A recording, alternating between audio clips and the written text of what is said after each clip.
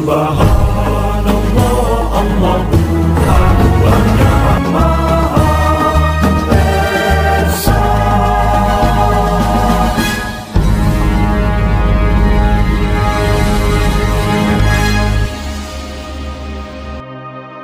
Muktamar tandingan untuk menyelamatkan PKB dari krisis identitas.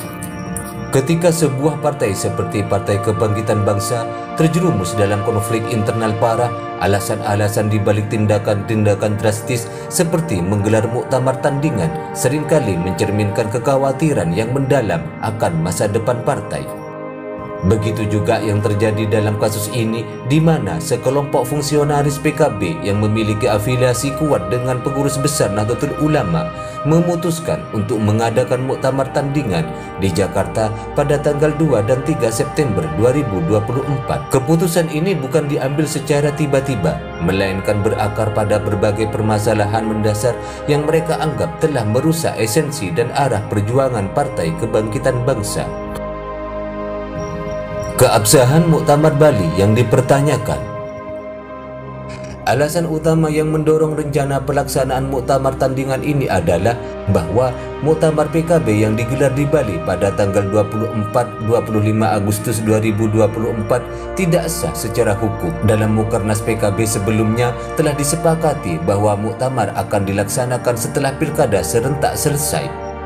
Keputusan untuk mempercepat pelaksanaan muktamar ini dianggap sebagai pelanggaran kesepakatan yang melibatkan seluruh elemen partai. Langkah ini memunculkan kecurigaan bahwa agenda di balik muktamar tersebut adalah untuk mengamankan posisi Muhaimin Iskandar atau Caimin sebagai ketua umum tanpa memperhatikan proses demokratis yang seharusnya menjadi landasan utama dalam pengambilan keputusan partai. Kecurigaan ini diperkuat oleh fakta bahwa muktamar tersebut terkesan dipaksakan dan tidak memberikan ruang yang memadai bagi suara-suara kritis dari berbagai faksi di dalam partai. Upaya mengembalikan PKB ke marwah pengurus besar Nahdlatul Ulama.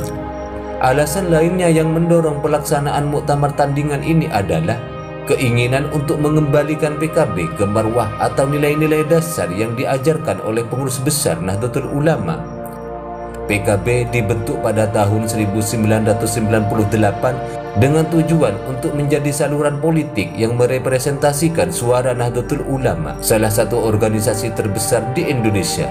Dalam struktur partai, Dewan Syuro yang terdiri dari para ulama dan kiai NU diberi kewenangan untuk mengawasi dan mengarahkan kebijakan strategis partai agar tetap selaras dengan prinsip-prinsip keislaman yang diajarkan oleh Nahdlatul Ulama. Namun, dalam beberapa tahun terakhir, peran Dewan Syuro ini semakin terpinggirkan. Sejak Muktamar PKB kelima pada tahun 2019, peran Dewan Syuro dalam pengambilan keputusan strategis partai mulai dihilangkan, seolah-olah menempatkan PKB di jalur yang semakin jauh dari pengaruh para ulama.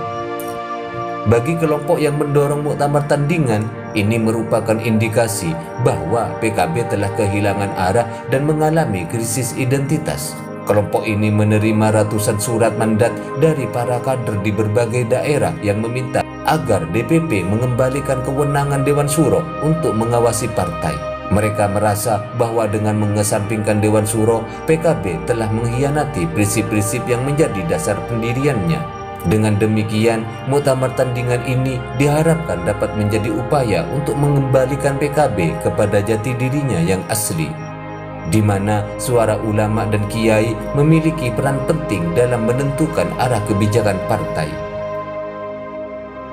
Penurunan peran ulama dan krisis kepemimpinan. Kritik yang paling tajam terhadap kepemimpinan Caimin adalah sentralisasi kekuasaan yang telah mengikis peran Dewan Syuro dan para ulama dalam struktur partai. Dalam ADART hasil Muktamar PKB ke-5 tahun 2019, peran Dewan Syuro yang sebelumnya memiliki otoritas untuk mengawasi kepengurusan dan kebijakan strategis PKB secara signifikan telah dikurangi. Hal ini membuat PKB seolah-olah dikuasai oleh satu figur sentral tanpa adanya mekanisme kontrol yang memadai.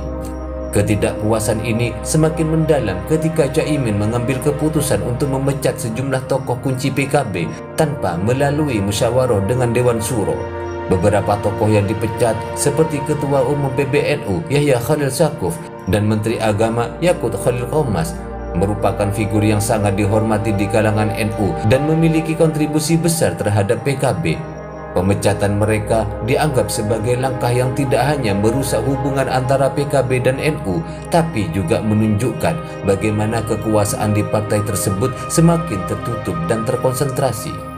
Dengan berkurangnya peran ulama, banyak yang merasa bahwa PKB telah berubah menjadi partai yang tidak lagi memperjuangkan nilai-nilai keislaman dan ke-NU-an, melainkan hanya mengejar kepentingan politik jangka pendek.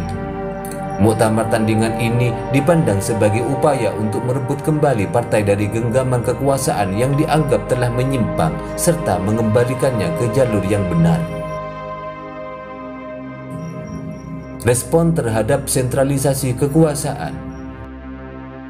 Sentralisasi kekuasaan yang dilakukan oleh Cak Imin tidak hanya menciptakan ketidakpuasan di kalangan ulama, tapi juga memunculkan rasa frustasi di antara kader-kader PKB di berbagai daerah.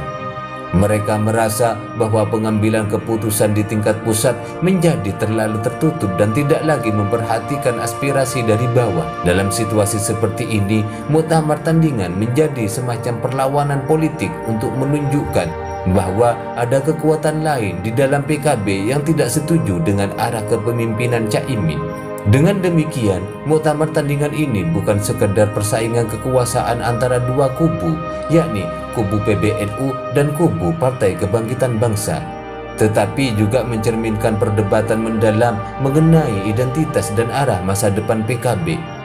Apakah partai ini akan tetap berpegangan pada nilai-nilai keislaman dan ke-NU-an, atau semakin terjebak dalam pusaran politik pragmatis yang hanya mengutamakan kepentingan pribadi? Hasil dari muktamar tandingan ini akan sangat menentukan jawabannya. Subhanallah, Allahu Akbar.